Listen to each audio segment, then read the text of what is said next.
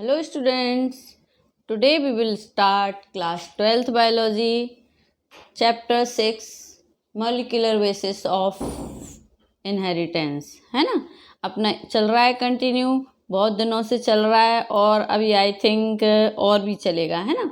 आज मैं इस तरह का आपको वीडियो इसलिए बना रही हूँ बिकॉज ट्रांसक्रिप्शन में बहुत ज़्यादा राइटिंग वर्क है और बोर्ड का काम ज़्यादा है ना। इसीलिए मैं इस तरह का वीडियो आज थोड़ा चेंज करके पैटर्न को बना रही हूँ। So today we will talk about translation. Translation क्या होता है? ट्रांसलेशन जो mRNA है अपन ने देखा था वो किसका रिजल्ट है? जो ट्रांसक्रिप्शन के रिजल्ट में बना था, ठीक है। उसका प्रोटीन में कन्वर्ट होना मीन्स पॉलीपेप्टाइड चेन में कन्वर्ट होना, क्या बोलते हैं अपन उसको? इट इज कॉल्ड ट्रांसलेशन, ठीक है ना। अब अपन या फिर अपन we can say in other words what is mean by the translation. In simple word we can say synthesis of the protein, है ना। प्रोटीन सिंथेसिस जो होता है मतलब प्रोटीन का सिंथेसिस हो रहा है, उस प्रोसेस को अपन ट्रांसलेशन बोलते हैं। मैंने सेंट्रल डॉगमा के थ्रू आपको बताया भी था कि डीएनए अपनी कॉपी बनाता है तो अपन क्या बोलते हैं उसको?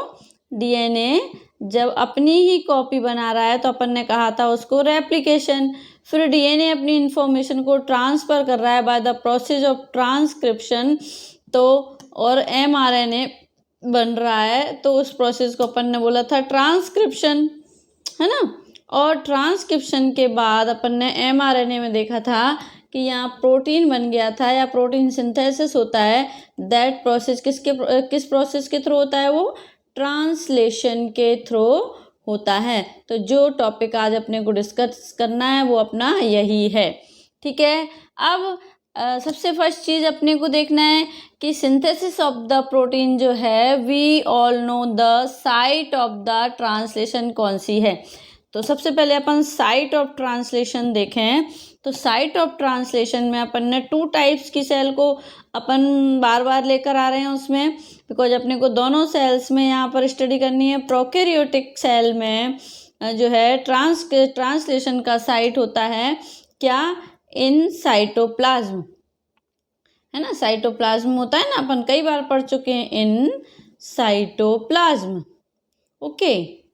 नाउ और यूकेरियोटिक में देखें अपन तो यूकेरियोटिक में भी होता तो साइटोप्लाज्म में ही है, इन यूकेरियोटिक सेल, ठीक है। इन यूकेरियोटिक सेल में भी देखें तो साइटोप्लाज्म के ही थ्रू में ही मतलब जो है ट्रांसलेशन का प्रोसेस हो रहा है। बोथ में इट मीन्स ट्रांसलेशन का प्रोसेस हो रहा है बिकॉज अपन ने पढ़ा था जो ER है ना, एंडोप्लाज्मिक रेटिकुलम है, जो अपना रफ ER था जो वो किस में प्रेजेंट होता है? वो साइटोप्लाज्म में ही प्रेजेंट होता है। मैंने बताया था ना सेल के डायग्राम में, ये तो न्यूक्लियस है, न्यूक्लियस के बाहर इस तरह से ये ER प्रेजेंट होता है, इनके ऊपर ये राइबोसोम्स के ग्रेन्यूल्स प्रेजेंट होते हैं जो कि क्या है? प्रोटीन सिंथेसिस करवाने के लिए रिस्पॉन्सिबल होते हैं, ठीक है ना। क्लियर हो गई चीज़। इसीलिए prokaryotic and eukaryotic both cells में इन साइटोप्लाज्म में ये प्रोसेस होता है ट्रांसलेशन का, ओके।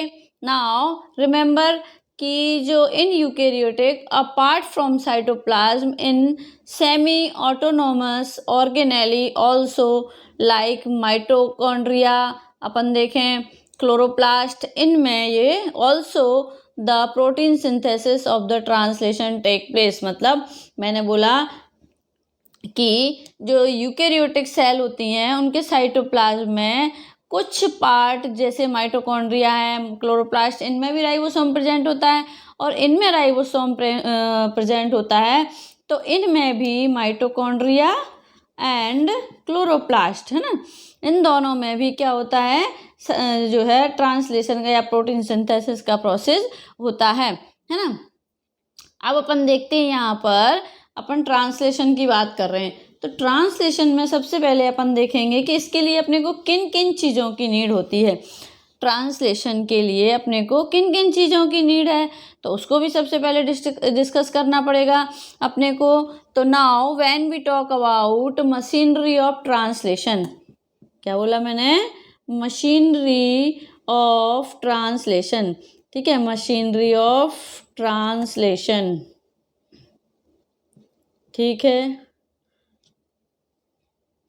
तो मशीनरी और ट्रांसलेशन के प्रोसेस में फर्स्ट ऑफ ऑल अपन देखेंगे we should understand about the various substances और the machinery which required in protein synthesis for the translation. Okay, तो सबसे पहले रिक्वायर्ड क्या है अपने को? राइबोसोम। राइबोसोम, क्योंकि राइबोसोम ही प्रोटीन सिंथेसिस करवाने के लिए रिस्पॉन्सिबल होता है ना। प्रोटीन फैक्ट्री की तरह ये वर्क करता है। किसकी तरह वर्क करता है? ये प्रोटीन फैक्ट्री की तरह ये वर्क करता है। कौन? ये राइबोसोम। ठीक है ना। अब अपन देखते हैं बेसिकली प्रोटीन सिंथेसिस होते हैं on the basis of the informations brought by mRNA from the nucleus. ठीक है ना। अब राइबोसोम सिंथेसाइज द प्रोटीन। अपने को मालूम है बहुत अच्छी तरह से कि राइबोसोम क्या करते हैं? प्रोटीन को सिंथेसाइज करते हैं। ओके, बिकॉज ये प्रोटीन की फैक्ट्री होते हैं, अभी अभी मैंने यहाँ पर मेंशन किया है। ठीक है, now what about the chemical nature of ribosome. अब इन राइबोसोम का केमिकल नेचर कैसा होता है? जब अपन इनको मशीनरी कह रहे हैं, प्रोटीन सिंथेसिस की फैक्ट्री बोल रहे हैं अपन, तो इसके लिए अपन यहाँ पर लिखेंगे सबसे पहले आएगा अपना पॉइंट कि इनका केमिकल नेचर कैसा है। ठीक है, तो केमिकल नेचर के लिए अपन यहाँ पर देखते हैं कि जो राइबोसोम है आर राइबोन्यूक्लियोप्रोटीन इन नेचर। कैसे होते हैं? Ribo nucleo protein in nature, है ना, इस नेचर के होते हैं। ये राइबो न्यूक्लियो प्रोटीन नेचर के होते हैं। ठीक है ना। अब राइबो न्यूक्लियो प्रोटीन नेचर के हैं ये, इसमें अपन ने देखा। तो अब because ribosomal units are made up of two important things, है ना। राइबोसोमल यूनिट्स 2 यूनिट्स की बनी हुई होती हैं, प्रोटीन, mRNA। इन्हीं 2 चीज़ों की वजह से इन्हें अपन राइबो न्यूक्लियो प्रोटीन कहते हैं। 2 इम्पोर्टेंट थिंग्स कौन सी हैं? प्रोटीन और RNA। कौन कौन सी हैं ये 2 important things? Protein and plus RNA। ठीक है, अब ये चीज़ें यहाँ पर अपनी क्लियर हो गई, इसीलिए अपन इनको राइबो न्यूक्लियो प्रोटीन कहते हैं, है ना। अब आता है this is the site of protein synthesis in cytoplasm. We know that कि राइबोसोम प्रोकैरियोटिक और यूकैरियोटिक में डिफरेंट टाइप के होते हैं। अपने को अपन 11th क्लास में राइबोसोम का बहुत अच्छे से, जब सेल का अपन ने द ऑर्गेनेल्स को पढ़ा था, उस टाइम बहुत अच्छे से मैंने ब्रीफली आप लोगों को ये चीज़ बताई थी डिटेल में, है ना। तो राइबोसोम जो है प्रोकैरियोटिक और यूकैरियोटिक में डिफरेंट टाइप के राइबोसोम्स प्रेजेंट होते हैं। So for the prokaryotic cell, अब अपन यहाँ प्रोकैरियोटिक सेल की बात करें तो प्रोकैरियोटिक सेल में जो राइबोसोम है वो किस टाइप के होते हैं? 70S टाइप का होता है ना। बताया था ना मैंने, आ गया होगा आप लोगों को याद। और अपन देखें राइबोसोम 70S टाइप का होता है। और यूकैरियोटिक सेल में अपन देखें, यूकैरियोटिक सेल में किस टाइप का होता है? 80S टाइप का साइटोप्लाज्म प्रेजेंट होता है। ओके, है ना। ये दोनों चीज़ें क्लियर हो गई अपनी यहाँ पर कि जो राइबोसोम है वो बोथ टाइप की सेल में डिफरेंट टाइप का प्रेजेंट होता है ना। कौन कौन सा? प्रोकैरियोटिक सेल में देखें तो 70S टाइप से, यूकैरियोटिक सेल में देखें तो 80S टाइप से प्रेजेंट होता है। ठीक है, अब ये देखें अपन एवरी राइबोसोमल यूनिट जो होती हैं यूनिट 2 सब यूनिट से मिलकर बनी होती है। जो मतलब ये एवरी जो राइबोसोमल यूनिट है ये 2 सब यूनिट्स की बनी हुई होती है, चाहे वो यूकैरियोटिक सेल हो या प्रोकैरियोटिक सेल हो। किसी में भी अपन बात करें तो एक तो लार्जर सब यूनिट होती है और दूसरी स्मॉलर सब यूनिट होती है इसमें।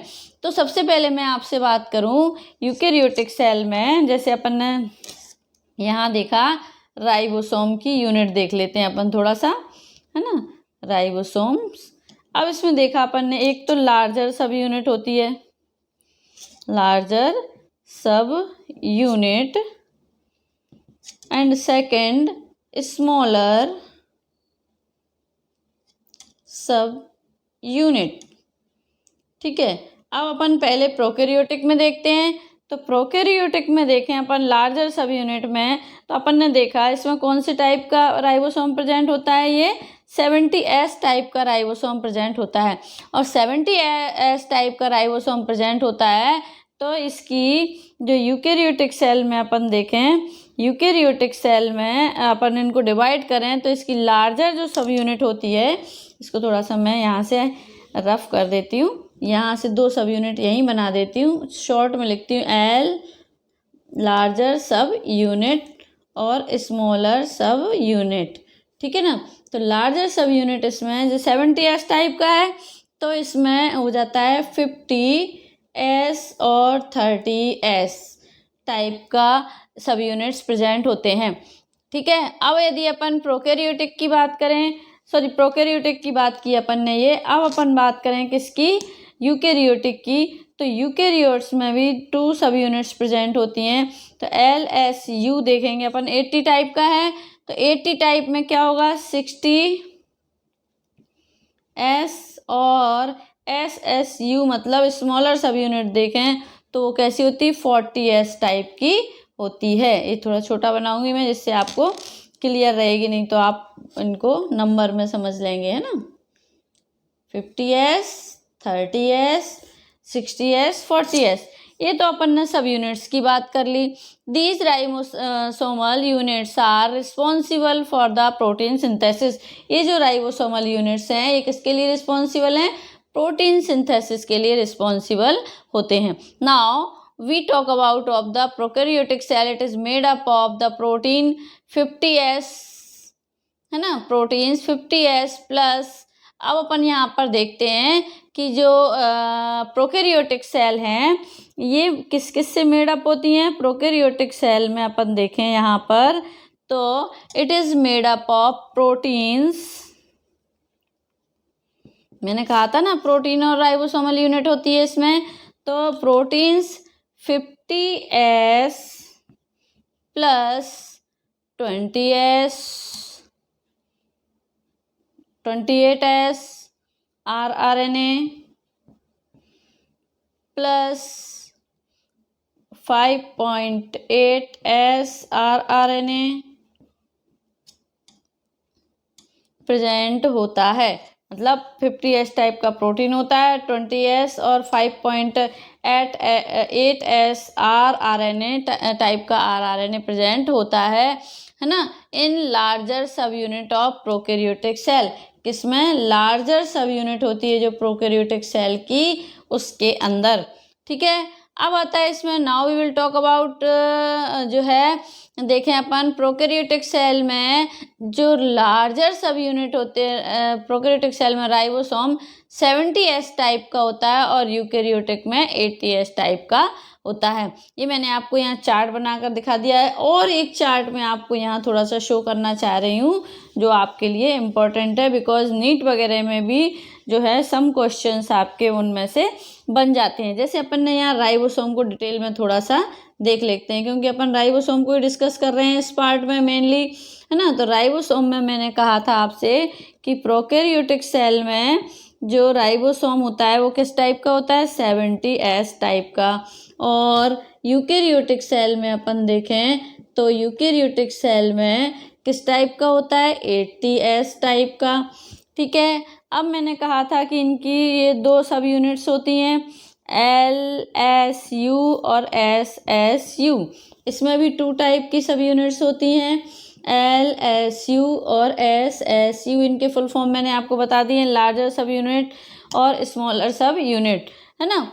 अब इसमें अपन देखें कि इसकी जो लार्जर सब यूनिट होती है प्रोकैरियोटिक सेल की वो 50S टाइप की होती है और स्मॉलर सब यूनिट 30S टाइप की होती है। इससे आपको और अच्छे से क्लियर हो जाएगी ये चीज़, है ना। अब अपन यूकैरियोटिक सेल में देखें तो लार्जर सब यूनिट 60S टाइप की होती है और स्मॉलर सब यूनिट अपन देखें तो 40S टाइप की होती है। ठीक है, ये मैंने अभी आपको बताया था। अब मैं थोड़ा फ्लो चार्ट से इसलिए बता रही हूँ कि आप लोगों को भी ये चीज़ क्लियर और अच्छे से हो जाएगी।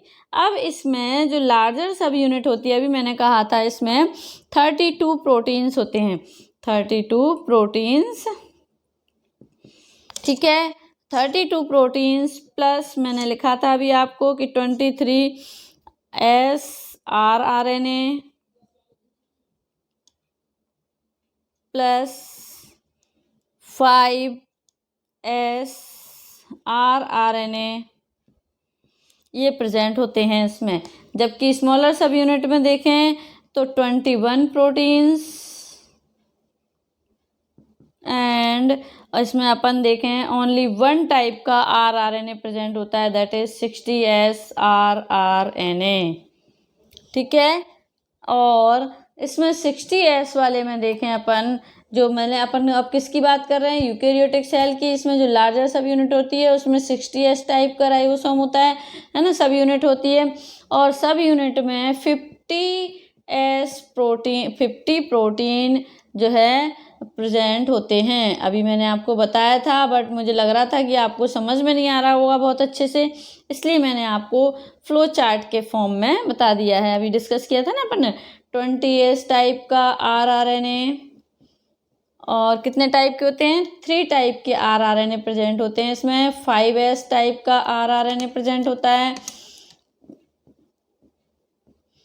ना, और 5.8S टाइप का भी rRNA प्रेजेंट होता है, ठीक है ना। मतलब जो यूकेरियोटिक सेल की जो क्या होती है, स्मॉलर सब यूनिट लार्जर सब यूनिट होती है, उसमें 50 प्रोटीन्स और 3 टाइप के rRNA प्रेजेंट होते हैं। अब अपन स्मॉलर सब यूनिट में देखें तो स्मॉलर सब यूनिट में अपने को दिख जाएगा ये कहाँ पर, जो 40S टाइप का है। और 40S टाइप में अपन ने देखा था प्रोटीन कौन से प्रेजेंट होते हैं, 33 प्रोटीन्स प्रेजेंट होते हैं इसमें, है ना। 33 प्रोटीन्स प्रेजेंट होते हैं, प्लस ओनली 1 टाइप का 80S rRNA प्रेजेंट होता है। बच्चों ये चीज़ें आपको बहुत अच्छे से अब क्लियर हो गई होंगी इस चार्ट के थ्रू, है ना। आप लोग चाहें तो स्क्रीनशॉट ले सकते हैं। आई थिंक शायद आपकी बुक में ये सब नहीं होगा शायद, है ना। अब प्रोकैरियोटिक सेल में देखें अपन, मैंने आपको बताया जैसे कि जो लार्जर सब यूनिट होती है प्रोटीन्स का नंबर 32 होता है ना। और ये इतना इम्पोर्टेंट नहीं है कि प्रोटीन्स का नंबर कितना होता है, बट rRNA इसमें 3 टाइप्स के प्रेजेंट होते हैं, जो है कौन कौन से, 2 टाइप्स के 23S rRNA और 5S rRNA प्रेजेंट होता है। ये इम्पोर्टेंट है नीट के क्वेश्चन के लिए, ठीक है ना। ये अपने को यहाँ पर याद रखना है। और स्मॉलर सब यूनिट में प्रोटीन तो का नंबर कितना होता है, 21 होता है, बट rRNA ओनली 1 टाइप का ही प्रेजेंट होता है। वो कौन सा होता है, 16S।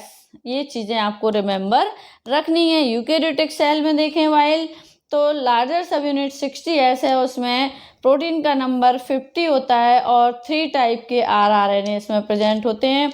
जबकि अपन इसकी स्मॉलर सब यूनिट देखें तो स्मॉलर सब यूनिट में 40S टाइप की सब यूनिट होती है ये, और इसमें 33 प्रोटीन्स का नंबर होता है और only 1 type, it means 18S type का rRNA प्रेजेंट होता है, ठीक है। नाउ हमने देखा क्या, प्रोकैरियोटिक सेल में टोटल 3 टाइप के rRNA प्रेजेंट हैं और यूकेरियोटिक सेल में टोटल 4 टाइप के rRNA प्रेजेंट हैं, 3 + 4 और 2 + 1 तो 3 हो गई है ना। इस तरह से टोटल नंबर अपने को यहाँ पर पता चल गया। सो इस क्या होता है स्टूडेंट, राइबोसोमल जो यूनिट्स हैं प्रोटीन सिंथेसिस में इम्पॉर्टेंट रोल प्ले करती हैं, इसीलिए अपन ने इनको डिटेल में थोड़ा सा डिस्कस किया है। रिमेंबर दैट प्रोटीन सिंथेसिस के लिए राइबोसोम यूनिट्स बाइंड हो जाती हैं मीन्स कि जो है मीन्स जब प्रोटीन सिंथेसिस नहीं होता तब ये डिसएसोसिएट रहती हैं, और डिसएसोसिएट रहती हैं मीन्स अलग अलग रहती हैं। मतलब इस तरह से अपन देखें कि ये प्रोटीन की यूनिट्स हैं, एक तो लार्जर, एक शॉर्ट है और एक लार्जर है, ये डिसएसोसिएट रहती हैं। और जब इनमें प्रोटीन सिंथेसिस स्टार्ट होता है तो ये सब यूनिट्स उस टाइम पर जुड़ जाती हैं। मीन्स मतलब मेरे कहने का मतलब है कि जो मैग्नीशियम आयन होता है, मैग्नीशियम आयन क्या करता है, स्पेसिफिक कॉन्ट्रैक्शन पर जो है बोथ सब यूनिट ये जुड़ जाती हैं, या सॉरी कॉन्ट्रैक्शन नहीं, कंसंट्रेशन पर, मतलब मैग्नीशियम का एक स्पेसिफिक कंसंट्रेशन लेवल होता है। वैसे मैं बताना तो नहीं चाह रही थी लेकिन लिख देती हूँ फिर भी, 0.001 m ये स्पेसिफिक कंसंट्रेशन जब होता है, इस कंसंट्रेशन पर जो ये बोथ सब यूनिट्स हैं, अपन ने पढ़ी है ना, ये दोनों लार्जर और स्मॉलर सब यूनिट्स, ये इसमें आपस में कनेक्ट हो जाती हैं और जो मैसेंजर आरएनए पर बाइंड हो जाती हैं, ये which is called association of ribosomal units, ये ओनली प्रोटीन सिंथेसिस के टाइम पर होता है। आफ्टर दैट ये वापस से अलग अलग हो जाती हैं, ठीक है ना। अब ये तो बात हो गई अपनी इसकी राइबोसोमल यूनिट्स। राइबोसोमल यूनिट्स में चाहे वो अपनी लार्जर हो या शॉर्टर हो, मतलब स्मॉलर हो, इनके अंदर 3 साइड्स प्रेजेंट होती हैं। अब आई थिंक आप लोगों ने इसका स्क्रीनशॉट ले लिया होगा, नहीं लिया हो तो ले लें, मैं इसको आगे दूसरा इस पर लिखूंगी, है ना। अब अपन देखते हैं इसमें कि जो राइबोसोमल यूनिट्स हैं, इसमें चाहे वो मैंने कहा लार्जर सब यूनिट हो चाहे वो स्मॉलर सब यूनिट हो, इनके अंदर 3 साइड्स प्रेजेंट होती हैं। तो समझ लीजिए अपन ने ये बनाया है ना, आपको दिख रहा होगा शायद, ये तो अपनी और एक बनाते हैं अपन यहाँ पर लार्जर सब यूनिट्स। इन दोनों के अंदर ही 3 साइड्स प्रेजेंट होती हैं। 1, थोड़ा बड़ा बड़ा ले लेते हैं, बड़ी तो है ही अपने पास, इस तरह से,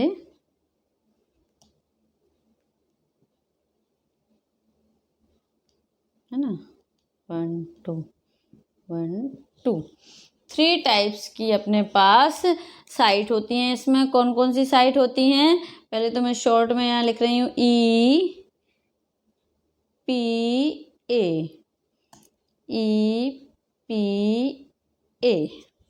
ठीक है, क्लियर दिख रहा है ना आपको। अब ये जो मैंने यहाँ पर बनाई हैं, इनके फुल फॉर्म क्या हैं, ये जो 3 साइड्स यहाँ पर प्रेजेंट हैं, 3 साइड्स कौन कौन सी हैं अपन ने यहाँ पर देखी हैं अभी। सबसे फर्स्ट मैंने यहाँ पर लिखी है ई साइट। ई साइट मीन्स एग्जिट साइट। दूसरा अपने पास पी साइट है, तो पी साइट मीन्स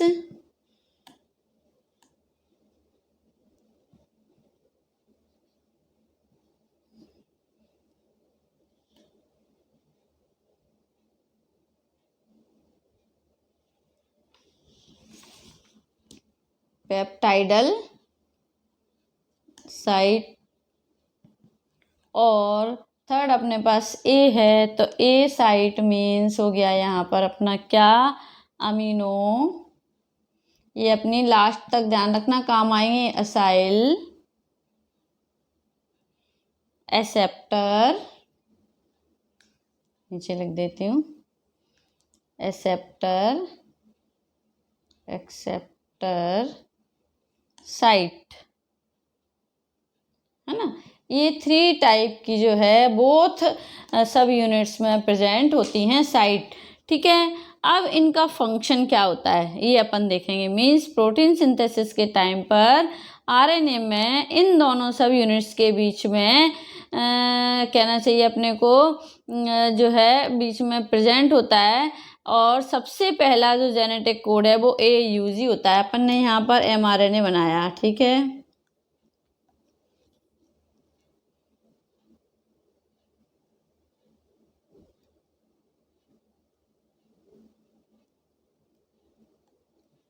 ये इसका 5 एंड होता है, ये मेंशन करना बहुत कंपलसरी है, ऑलवेज आप लोगों को ध्यान रखना है। मीन्स प्रोटीन सिंथेसिस के टाइम पर जो mRNA होता है, ये इस mRNA पर दोनों सब यूनिट के बीच में जो है mRNA प्रेजेंट होता है, और इन दोनों सब यूनिट के बीच में, और इस पर सबसे पहला जो जेनेटिक कोड होता है वो क्या होता है, AUG होता है, AUG, समझ लीजिए ये AUG प्रेजेंट है यहाँ पर, है ना। अब जो AUG प्रेजेंट होता है जो जेनेटिक कोड, उसके लिए जो tRNA सबसे पहली बार जिस अमीनो एसिड को, जो कि क्या है, मीथियोनिन है, उस मीथियोनिन को लेकर इस mRNA पर कौन सी साइट पर आकर जुड़ेगा, मतलब tRNA लेकर आता है ना, ट्रांसफर RNA होता है, तो ट्रांसफर RNA जो है सबसे पहली बार जिस अमीनो एसिड को लेकर आता है, उस अमीनो एसिड को, जो कि कौन सा अमीनो एसिड, मैथ्योनाइन है या मैथ्योनिन भी जिसको अपन प्रोनाउंशिएट करते हैं, आकर जुड़ता है इस mRNA पर, तो वो कौन सी साइट पर जुड़ेगा राइबोसोम की, है ना, तो वो जुड़ेगा इस P साइट पर आकर। ये जो अपने को P साइट दिख रही ना, इस P साइट पर आकर जुड़ जाता है इस तरह से, ठीक है। क्यों जुड़ेगा P साइट पर आकर, mRNA की कौन सी साइट पर जुड़ता है, P साइट पर, बिकॉज उस टाइम पर ये जो AUG है ना, ये इनिशिएटर कोड होता है, इनिशिएशन कोड होता है, मतलब स्टार्टिंग पॉइंट होता है। इसके पहले जितने भी कोड होंगे, यहाँ पर जो है वो प्रोटीन सिंथेसिस का प्रोसेस स्टार्ट नहीं होता, स्टार्ट इसी पॉइंट से होता है, क्योंकि ये स्टार्टिंग पॉइंट होता है। और स्टार्टिंग पॉइंट जो P अपनी कौन सी साइट है, पेप्टाइडल साइट है, मतलब ये पेप्टाइड चेन बनाने के लिए रिस्पॉन्सिबल होती है, बिकॉज ये उस टाइम पर खाली होती है, तो सबसे पहले ये इसी पर आकर tRNA जुड़ता है और यहाँ पर आकर उस अमीनो एसिड को अटैच करता है। बट आगे जब भी कोई tRNA आएगा इस तरह से यहाँ पर और जो है अमीनो एसिड को लेकर आएगा, तो वो अमीनो एसिड किस पर आकर जुड़ेगा, इस A साइट पर आकर जुड़ेगा। समझ लीजिए यहाँ पर CCA है, तो इस पर आकर जुड़ेगा, इस साइट पर आकर जुड़ेगा। यहाँ पर समझ में आ रहा है ना बच्चों आप लोगों को, A साइट पर लेकर आता है और उसके बाद बिकॉज P साइट खाली नहीं है ना, A साइट ही खाली थी, है ना। अब ये अपन ने देखा यहाँ पर, उसके बाद कितने भी अमीनो एसिड की चेन बनती जाएगी और जो tRNA है वो किसको लाता जाएगा, इस A साइट पर आकर ही जुड़ता जाता है इस तरह से। अभी आगे मैं बताऊंगी आपको, जब इसका प्रोसेस आएगा तो एक पूरी ऐसी चेन बनती जाती है और देन ये A साइट पर आकर जुड़ता है और उसके बाद ये पेप्टाइडल साइट है और जो अमीनो एसाइल साइट पर ही पेप्टाइड बॉन्ड बनेगा। मतलब इस तरह से ये चेन खिसकती जाती है कि A साइट पर आया तो A साइड से ये क्या करेगा, ये P साइड वाला जो अमीनो एसिड है वो इस पर C पे आ जाएगा, सॉरी E पर, E है ये एग्जिट साइट है, और यहाँ से ये tRNA इसको छोड़कर अमीनो एसिड को यहीं छोड़कर वापस चला जाता है। फिर इस वाला A वाले का अमीनो एसिड है ये P पर आ जाता है, तो ये P पर आ जाता है तो ये यहाँ आ जाता है इस तरह से, और tRNA किस पर चला जाता है, एग्जिट साइड पर चला जाता है और यहाँ से ये बाहर निकलता जाता है। इस तरह से कंटिन्यू आते रहते हैं। A पर आएगा, A से ये ट्रांसफ़र होगा P पर और P पर ये अपने अमीनो एसिड को छोड़कर एग्जिट साइड पर चला जाता है और इससे इस तरह से पूरी चेन बनती चली जाती है। ये मैं आपको बाद में पूरा प्रोसेस बताऊंगी ट्रांसलेशन का। अभी तो अपन वो चीज़ें देख रहे हैं इसमें जो ट्रांसलेशन के लिए कंपलसरी हैं, ठीक है। अब अपन ने देखा कि उसके बाद क्या होगा, यहाँ पेप्टाइड बॉन्ड बनेगा इनके बीच में, ये अमीनो एसिड है ये अमीनो एसिड है, तो इन अमीनो एसिड के बीच में पेप्टाइड बॉन्ड बनेगा ना, तो पेप्टाइड बॉन्ड बनता जाएगा। वो किस साइट पर बनेगा, अमीनो एसाइल साइट पर ही बनेगा। अब इसके बाद अपन राइबोसोम जो है मैसेंजर आरएनए पर मूव करता है और जो नाउ tRNA P साइट पर है वो किस पर आ जाता है, मैंने कहा E साइट पर आ जाता है और A वाला P पर आ जाता है, ठीक है। इससे बाहर जो भी जेनेटिक कोड होगा वो A साइट पर आता जाएगा और जो tRNA है वो E साइट पर जाता जाएगा, उसे हटा देंगे और रिलीज होता जाएगा। इट इज़ कॉल्ड, इसीलिए अपन ने इसको एग्जिट साइट बोला है ना, इस E साइट को, ठीक है। तो ये चीज़ें क्लियर हो गई। E साइट मतलब जो tRNA इस पर रिमूव हो जाता है, tRNA रिमूव हो जाएगा, है ना। अब नेक्स्ट क्या दिया है, P site peptidyl site means क्या होता है, पेप्टाइडल साइट पर tRNA ज्वाइन हो जाता है, tRNA ज्वाइन हो जाएगा और अमीनो एसाइल साइट जो A साइट है इस पर आकर जो मीथियोनिन है वो ज्वाइन हो जाएगा, ठीक है ना। तो इस तरह से ये 3 साइट अपन ने यहाँ पर डिस्कस कर ली हैं, ठीक है। अमीनो एसिड जो टीआरएनए लाता है वो यहाँ पर जुड़ते जाते हैं। मैंने आपको बोला जो AUG है वो कौन सा है, इनिशिएटर कोडॉन है। इससे पहले यहाँ पर जितने भी कोडॉन होंगे वो उनमें ट्रांसलेशन नहीं होगा, क्योंकि इनिशिएटर कोडॉन कौन सा होता है, AUG ही होता है। ठीक है। AUG के बाद अपन लास्ट में यहाँ देखें, जब ये चेन बनती जाएगी ना और ये इधर आता जाएगा राइबोसोम, तो यहाँ पर कौन सा कोडॉन होता है, स्टॉप कोडॉन प्रेजेंट होते हैं। 3 टाइप के स्टॉप कोडॉन अपन ने पढ़े थे, आपको याद हो तो UAG और भी मैंने आपको बताए थे, है ना। उनमें से UAA UGA इस तरह के मैंने आपको बताए थे 3 कोडॉन जो स्टॉप कोडॉन या जिनको अपन क्या बोलते हैं, नॉनसेंस कोडॉन भी कहते हैं, वो यहाँ पर प्रेजेंट होते हैं। स्टॉप का मतलब क्या होता है, टर्मिनेशन, मतलब यहाँ पर आकर जो ट्रांसलेशन नहीं होता है इस पॉइंट के बाद। और ये क्या होता है, इनको अनट्रांसलेटेड रीजन भी कहते हैं, इसीलिए इसको अपन क्या बोलते हैं, अनट्रांसलेटेड रीजन भी कहते हैं। ठीक है ना बच्चों। तो ये इनिशिएटर पॉइंट हो गया इसका, और ये स्टॉप कोडॉन हो गया। ये इनिशिएटर कोडॉन हो गया, ये स्टॉप कोडॉन हो गया, जहाँ पर आकर प्रोटीन सिंथेसिस या ट्रांसलेशन का प्रोसेस रुक जाता है। ठीक है। तो ये तो चीज़ हो गई अपनी, क्या अपन ने राइबोसोम को कंप्लीट कर लिया। अब दूसरी चीज़ अपने को क्या चाहिए, इसके लिए ट्रांसलेशन के प्रोसेस को कंप्लीट करने के लिए सबसे मेन चीज़ है स्ट्रक्चर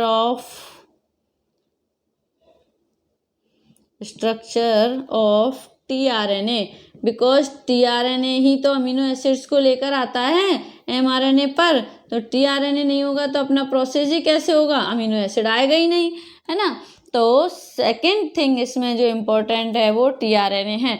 तो सेकेंड यूनिट जो है अपनी प्रोटीन सिंथेसिस के लिए जो अपने चाहिए वो टीआरएनए है। In other words we can say इनको अपन एसआरएनए या सॉल्यूबल आरएनए भी कहते हैं, सॉल्यूबल आरएनए भी कहते हैं। और एक और नेम है इनका, मैंने आपको आई थिंक शायद फर्स्ट पार्ट में ही बताया था, एडेप्टर आरएनए भी इनको कहते हैं। ठीक है ना, एडेप्टर आरएनए। ये किनके नेम है, ये टीआरएनए के ही नेम है। ये तीनों कहना चाहिए अपने को एमआरएनए देखें अपन यहाँ पर, और आरआरएनए देखें, 3 टाइप्स के अपन ने आरएनए देखे ना, एंड टीआरएनए ये जो है आरएनए में से सबसे स्मॉलेस्ट होता है ना। तीनों आरएनए में से जो टीआरएनए है यही सबसे स्मॉलेस्ट आरएनए होता है। ठीक है। अब कहना चाहिए, या फिर ये तीनों आरएनए का मतलब ओनली 15% ही होता है। मीन्स जो टोटल आरएनए का 15% होता है, इसे एडेप्टर आरएनए इसीलिए कहते हैं क्योंकि बिकॉज ये अमीनो एसिड को अटैच करने के लिए रिस्पॉन्सिबल होता है ना। अटैच करके राइबोसोम तक ले जाता है, मीन्स रॉ मटेरियल प्रोवाइड करता है किसको, राइबोसोम को, है ना। अब आता है एक साइंटिस्ट का नेम, यहाँ मैं लिख रही हूँ। 1965 में R.W. हॉली ने क्या किया था, एक स्ट्रक्चर प्रोवाइड किया था टीआरएनए के लिए, जिसको अपन बोलते हैं क्लोवर लीफ ऑफ टीआरएनए। ठीक है। जो है ये क्या है, क्लोवर लीफ मॉडल क्या है, मतलब यहाँ पे इसको अपन क्लोवर लीफ मॉडल भी कहते हैं। तो ये क्लोवर लीफ मॉडल मीन्स जो टीआरएनए में सेल्फ फोल्डिंग की प्रॉपर्टी होती है, मीन्स, और जो बेस पेयरिंग भी ये कर लेता है। मीन्स ये अपने single standard RNA means complementary RNA sequence के साथ बेस पेयरिंग कर लेता है, कौन, टीआरएनए। इसीलिए इसको नेम दिया कौन से साइंटिस्ट ने, 1965 में R.W. हॉली ने इसको क्लोवर लीफ मॉडल जो नेम प्रोवाइड किया था। ठीक है। इसीलिए जो सिंगल स्टैंडर्ड आरएनए होते हुए भी ये डबल स्टैंड की तरह दिखता है ना। इसकी फोल्डिंग जो है नेचर की वजह से ही, है नेचर की वजह से ये कैसा दिखता है, डबल स्टैंडर्ड आरएनए की तरह दिखता है। Now we will discuss about structure of tRNA. TRNA का अपन स्ट्रक्चर यहाँ पर देखें तो टीआरएनए का स्ट्रक्चर कुछ इस तरह से अपनी बुक में भी बना हुआ है, आप लोगों ने देखा होगा, है ना। ये ठीक है। अब इस पर इसको डबल स्टैंडर्ड क्यों बोला था अपन ने? टीआरएनए पर जैसे अपने घरों में लौंग होती है ना, लौंग के फूल की तरह दिखता है, इसीलिए इसे क्लोवर लीफ मॉडल कहा जाता है। As I told you, double standard जैसा दिखता है, तो ये कई जगह सेल्फ बॉन्डिंग करता है हाइड्रोजन बॉन्ड की, मतलब इस तरह से ये हाइड्रोजन बॉन्ड की बॉन्डिंग कर लेता है। जैसे अपन ने डीएनए के स्ट्रक्चर में पढ़ा था ना कि हाइड्रोजन बॉन्ड प्रेजेंट होते हैं एडेनिन, थाइमिन, ग्वानिन, साइटोसिन के बीच में, ऐसे ये यहाँ पर सेल्फ बॉन्डिंग कर लेता है। ये जो लाइनें अपने को यहाँ पर दिख रही हैं, ये क्या है? हाइड्रोजन बॉन्ड की बॉन्डिंग अपने को यहाँ पर ये शो हो रही है ना। और ये डबल स्टैंडर्ड जो अपना है, जहाँ से ये लूप जैसा अपने को दिखता है, इस तरह से दिखती है ना लूप, ये लूप दिख रहा है जहाँ ये सिंगल स्टैंडर्ड होता है, और ये 3 एंड प्राइम एंड से 5 प्राइम एंड है, तो ये single standard RNA, but self bonding की वजह से ये अपने को कैसा दिख रहा है? डबल स्टैंडर्ड आरएनए जैसा दिख रहा है। मतलब यहाँ पर अपन देखें इसका, तो ये कैसा जा रहा है अपना 5 और 3 एंडिंग अपने को, प्राइम एंड और 3 प्राइम एंड अपने को दिखती है। ये इसकी मैं और भी इसका भी डिस्कस करेंगे अपन अच्छे से, पूरा स्ट्रक्चर जो है ना। अब दिख रहा है अपने को कि जो किसी भी टीआरएनए के अंदर, है ना, 4 साइट्स प्रेजेंट होती हैं, ठीक है। अब 4 साइट्स प्रेजेंट होती हैं, तो जो 3 प्राइम एंड पर सीक्वेंस होता है वो हमेशा अपने को किस तरह का मिलता है? जो 3 प्राइम एंड पर इस तरह का सीक्वेंस अपने को मिलता है, जो अपन यहाँ पर देखेंगे सी, सी और ए, मतलब ये वाली जो आर्म है इसकी, इस आर्म पर अपने को इस तरह का सीक्वेंस दिख रहा है 3 प्राइम एंड पर हमेशा मिलता है।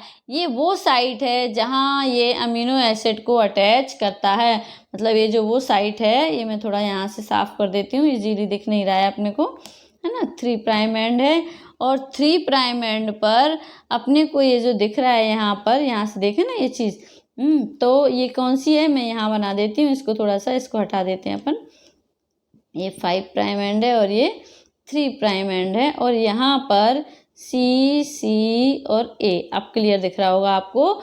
ये वो साइट होती है 3 प्राइम एंड पर जहाँ पर अटैचमेंट साइट होती है, मीन्स ये जहाँ पर आकर अमीनो एसिड अटैच होता है, ये फर्स्ट साइट है, अपन इसको फर्स्ट साइट भी कह सकते हैं। सो हियर OH के साथ अपन देखें, इसके साथ यहाँ पर OH है, तो OH के साथ अपन देखें तो OH में क्या होता है? अपने को मालूम है बहुत ज़्यादा रिएक्टिव होता है आरएनए, है ना।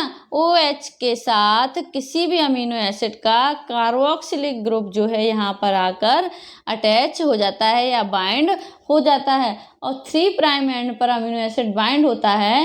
ये टीआरएनए किसी भी एक स्पेसिफिक अमीनो एसिड को ही बाइंड करता है ना।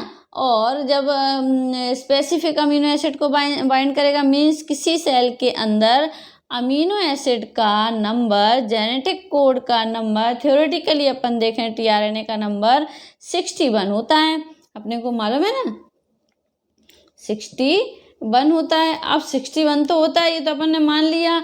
अब यहाँ देखें, बिकॉज जेनेटिक कोड जो किसी ना किसी अमीनो एसिड के लिए कोडेड होता है ना, किसी न किसी अमीनो एसिड के लिए कोडेड होता है, इसीलिए उनका नंबर 61 होता है। बट प्रैक्टिकली, थ्योरेटिकली अपन ने देखा है यहाँ पर, बट प्रैक्टिकली अपन देखेंगे तो प्रैक्टिकली अपन देखें तो टीआरएनए का नंबर 61 से कम होता है, से कम होगा यहाँ पर। अब बिकॉज एक टीआरएनए एक स्पेसिफिक अमीनो एसिड को कैरी कर सकता है, only 1 tRNA only 1 specific amino acid को ही यहाँ पर जो है क्या कर सकता है, जो है बाइंड या अटैच कर सकता है, ठीक है, या कैरी कर सकता है। और एक अमीनो एसिड के लिए जब हम देखेंगे तो एक से ज़्यादा जेनेटिक कोड हैं, मीन्स उन सभी कोड के लिए एक ही टीआरएनए कैपेबल होता है। अब मैंने कहा, अब होता क्या है, एज आई टोल्ड यू, जब भी किसी राइबोसोम यूनिट, राइबोसोम पर 3 यूनिट्स हैं, mRNA अटैच है, mRNA पर जो है जेनेटिक कोड है और AUG पर tRNA आएगा। अपने को मालूम है, अपन बात कर चुके हैं कि AUG पर ही tRNA आता है, AUG पर tRNA आता है। ये मैंने यहाँ पर लिखा था AUG पर tRNA आएगा। तो AUG पर tRNA आएगा तो अपन क्या करेंगे वहाँ पर कि बाइंड हो जाता है यहाँ आकर और tRNA जिस पर बाइंड होता है वो कौन सा एंड होता है, एंटीकोडॉन्स भी अपन जिसको कहते हैं, एंटीकोडॉन भी अपन जिसको कहते हैं। और जो mRNA के साथ बाइंड होता है तो कॉम्प्लीमेंट्री बॉन्ड बनाता है। और कॉम्प्लीमेंट्री बॉन्ड मीन्स जो नाइट्रोजिनस बेस के बिटवीन जो हाइड्रोजन बॉन्ड बनाकर ये कॉम्प्लीमेंट्री बना लेता है। और टेम्परेरी हाइड्रोजन बॉन्ड बनते हैं, क्योंकि मैंने कहा ना यहाँ पर कि जो अपन ने यहाँ पर देखा था कि इसमें हाइड्रोजन बॉन्ड की सेल्फ बॉन्डिंग कर लेता है, मैंने बताया था आपको।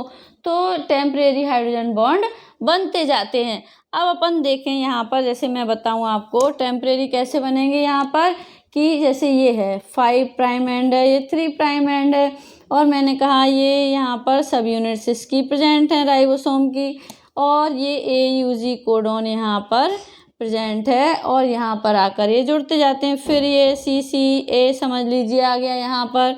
इस तरह से इन पर आकर ये जो है अमीनो एसिड्स जुड़ते जा रहे हैं।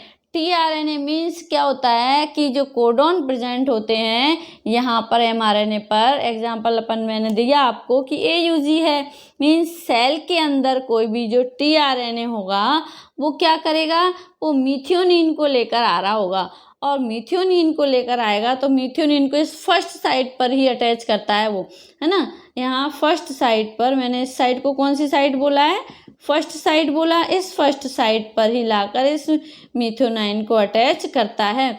और मिथ्योनाइन को अटैच करेगा और जो है इस मिथ्योनिन को आगे लेकर आने वाला कौन है, जो tRNA पर आता है और एंटीकोडोन आर्म पर होता है, ठीक है। इस पर AUG का जो कॉम्प्लीमेंट्री सीक्वेंस होना चाहिए हमेशा, तभी ये मेथियोनिन को लाकर बाइंड कर सकता है। मतलब जो एंटीकोडोन एंड है तो इस पर जो इस AUG का कॉम्प्लीमेंट्री सीक्वेंस यहाँ पर होना चाहिए, तभी वो क्या करेगा, इस जो है मिथ्योनाइन को लाकर वहाँ पर अटैच कर सकता है। और वहाँ पर जब ये अटैच करेगा तो कॉम्प्लीमेंट्री सीक्वेंस कौन सा होगा, GGU होगा वहाँ पर। और GGU होगा तो कहाँ पर होगा ये GGU, एंटीकोडोन पर होगा, ठीक है ना। तो उसके साथ हियर पर्टिकुलर अमीनो एसिड को ये बाइंड करेगा जिससे ये UAC कोडेड होता है, ठीक है। इस तरह से ये एंटीकोडोन यहाँ पर प्रेजेंट होता है ना। एंटीकोडोन को अपन ने देख लिया।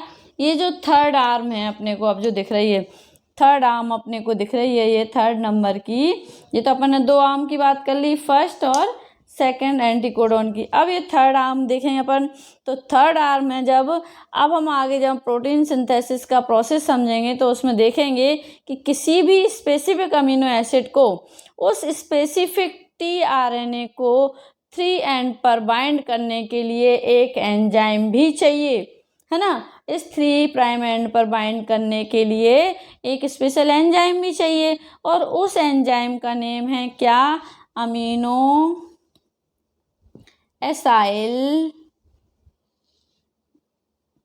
tRNA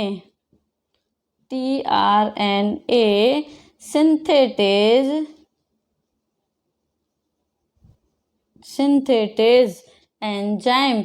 ये जो एंजाइम है, ये एंजाइम क्या करता है, जो मैंने कहा tRNA जैसे अमीनो एसिड को लेकर आ रहा है उसको बाइंड करने के लिए यहाँ एक एंजाइम की नीड होती है। वो एंजाइम क्या है, amino acyl tRNA synthetase enzyme. ये एंजाइम सेल के अंदर होता है, जो डिफरेंट अमीनो एसिड के लिए डिफरेंट होते हैं। तो ये tRNA जो किसी स्पेसिफिक अमीनो एसिड को बाइंड करता है तो उसे कोई special amino acyl tRNA synthetase enzyme भी चाहिए। तो उसके लिए स्टूडेंट्स यहाँ क्या होगा, सेल के साइटोप्लाज्म में से पहले उसे पहचानना भी तो पड़ेगा ना कि कौन सा अमीनो एंजाइम चाहिए इस अमीनो एसिड को बाइंड करने के लिए। तो ये उसको के आइडेंटिफिकेशन में हेल्प करता है। मतलब उस एंजाइम को आइडेंटिफाई करने के लिए थर्ड आर्म जो है अपनी ये इम्पोर्टेंट रोल प्ले करती है उस टाइम पर। ठीक है, ये चीज़ क्लियर हो गई इस आर्म की। फर्स्ट आर्म पर आकर मिथ्योनाइन ग्रुप अटैच होता है, मतलब अमीनो एसिड अटैच होता है। सेकंड पर जब कॉम्प्लीमेंट्री देख लेता है उस हिसाब से होता है। थर्ड क्या है, ये एंजाइम को आइडेंटिफाई करने में हेल्प करती है कि इस अमीनो एसिड को वाइंड करने के लिए किस specific amino acid tRNA synthetase enzyme चाहिए, वो ये आइडेंटिफाई कराती है। ठीक है, तो इस तरह से अपन ने ये 3 आर्म को पढ़ लिया, रोल प्ले करती। So it is called amino acid tRNA synthetase arm. इसीलिए इस आर्म को amino acyl synthetase tRNA synthetase arm भी कहते हैं। ठीक है, इसीलिए इसका नेम ही यही हो गया। अब बची अपने पास 4th नंबर की आर्म लास्ट में। तो जो 4th नंबर की आर्म है, this is ribosomal recognition arm. ये जो 4th नंबर की आर्म है इसका नेम है राइबोसोमल, शॉर्ट में लिख रही हूँ मैं, राइबोसोमल रिकॉग्निशन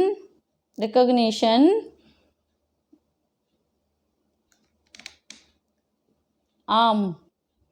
अब इसका नेम से अपने को पता चल रहा है कि किसी भी सेल के अंदर एक से ज़्यादा राइबोसोम हो सकते हैं, होते ही हैं, जहाँ प्रोटीन सिंथेसिस हो रहा होता है। और वो कौन से राइबोसोम पर, इस स्पेसिफिक टीआरएनए को जो यहाँ पर अमीनो एसिड को लेकर जाना है, मीन्स अमीनो एसिड को ये कैरी कर रहा है, उसे किस राइबोसोम पर लेकर जाए। राइबोसोम फॉर एग्जांपल ले लें अपन कि ए बी सी, किस पर ले जाए, किस पर अटैच करें, है ना। तो ये कौन डिसाइड करता है, ये कौन आइडेंटिफाई करता है। यदि गलत ले गया और सीक्वेंस ही गलत हो जाएगा, है ना, रॉन्ग हो जाएगा पूरा। तो इसके लिए ये राइबोसोमल रिकॉग्निशन आर्म है, 4th आर्म है, जो इसको क्या करती है, जो इसको आइडेंटिफाई करती है। सो स्टूडेंट्स, अपन ने ये 4 आर्म्स देखी किसकी, टीआरएनए की। इसमें फर्स्ट जो होती है वो अमीनो एसिड को अटैच करने की वाली आर्म होती है। सेकंड एंटीकोडॉन आर्म है, जो क्या करती है, which will wind on the codons present on mRNA। और थर्ड जो आर्म है ये amino acid acyl tRNA synthetase enzyme arm है, जो कि इस एंजाइम को जो है आइडेंटिफाई करती है ना। और 4th आर्म जो है वो क्या है, 4th आर्म अपन यहाँ पर देखेंगे वो क्या करती है, राइबोसोमल रिकॉग्निशन आर्म है, is the arm which will recognized the appropriate ribosome where this amino acid to be carried।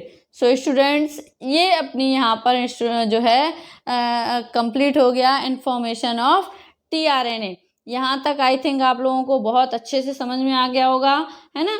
अब आगे अपन नेक्स्ट पार्ट में अपन देखेंगे, इसके लिए जो नेक्स्ट मशीनरी की नीड होती है वो है mRNA। Thank you.